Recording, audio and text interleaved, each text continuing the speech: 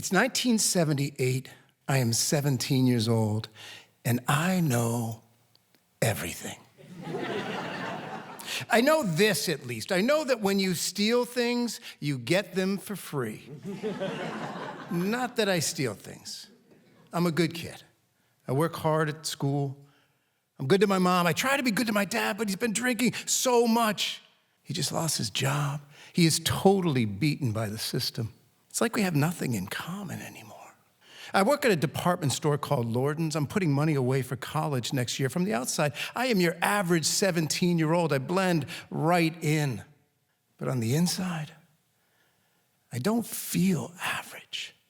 I don't want to blend in. I want to stand out. I want to prove that I am smart enough to beat the system that has beaten my dad so badly. And this is where my bad choices begin.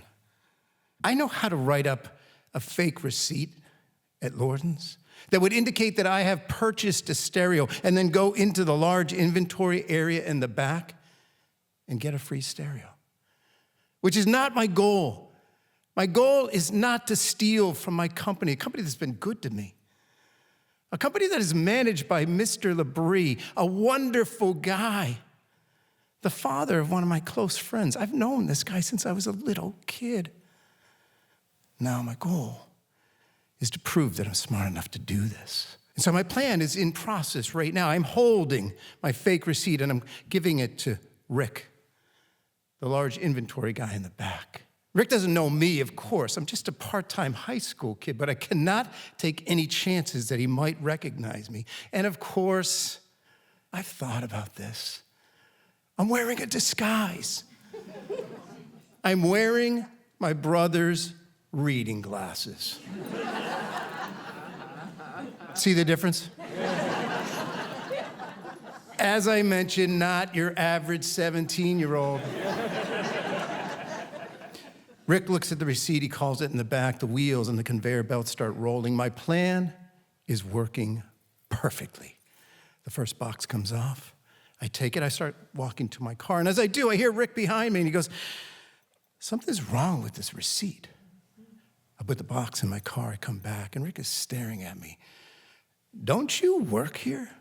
Clearly, my master plan is unraveling. 2 minutes later, I'm in a room I've never seen before. I'm sitting at a table. There is a man towering over me. I've seen him many times. He is the head of security. I've never spoken to him, of course. He is dressed, as always, like an undertaker. Usually he's frowning, but now he's smiling, looking at my fake receipt and then looking at me. "Let me guess, Einstein. You thought this was gonna work." Then the door snaps open and my understanding of hell and shame increases dramatically. It's Mr. Labrie. He came in just to see that this is true, just to look right at me. He did not say a word. As he left, I saw a tear going down his cheek. Then 2 police officers come in, and they see this kid at a table shaking, and they just look at each other and kind of smile. "Stand up, kid, put your hands behind your back." And I do. They put the handcuffs on, very loose. One of them says, "Does that feel okay?" And I turn to, "Oh, yes, officer, it's very comfortable, thank you." He clicks it 3 more times, so it cuts into my wrist, and he gives me a little tap on the back of the head. "Come on, you knucklehead," and he starts walking me out. Now, as he does, the next shift is punching in. There are 3 people I work with standing right there. They're astounded, staring at me. One of them actually holds the door for me as I walk towards the police officer's car, and me, being so well brought up, I turn to him and say, "Thank you." Then it's fingerprints and mugshots. I get 1 phone call. I call home. There's no answer. I hang up. They bring me in the back.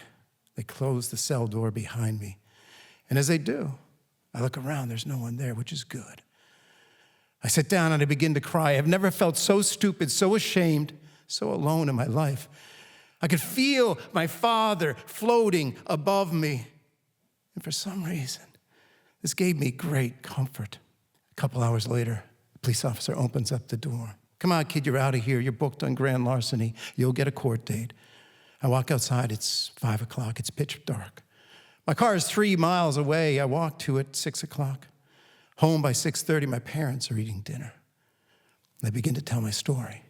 And as I do, my mother's shoulders curl, literally curl under the weight of this story. I mean, here this woman is trying to hold this ship together, and here I am just breaking it apart. And I watch as my father listens to me. He does not say a word, but I can see the heartbreak in his eyes. When I finish, he picks up his glass of vodka and he goes to bed. A few hours later, in the middle of the night, I hear the clinking of bottles down in the kitchen. I go down to see my dad. He stands up and stares at me. We don't say anything to each other. So there we are. We're two thieves in the middle of the night.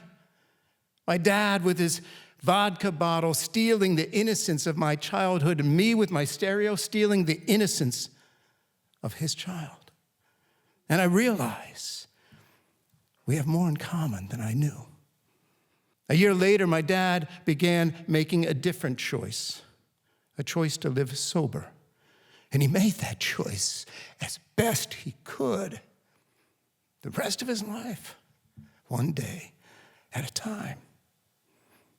You know, when I was 17, I thought that when you steal something, you get something for free. But now that I'm a father, a husband, a son, I realize that you take something that is not yours, you never get away with it. And it is never free. And the price you pay, the tear down Mr. LeBrie's cheek, the curl of your mother's shoulders, the clinking of vodka bottles in the middle of the night, the price you pay is immeasurable.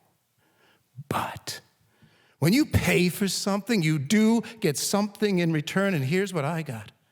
I got a choice. A choice to take things that are not mine, or a choice to keep things that are. To keep my word. To keep my name, to keep my way. And I have made that choice as best I can, just like my dad, one day at a time.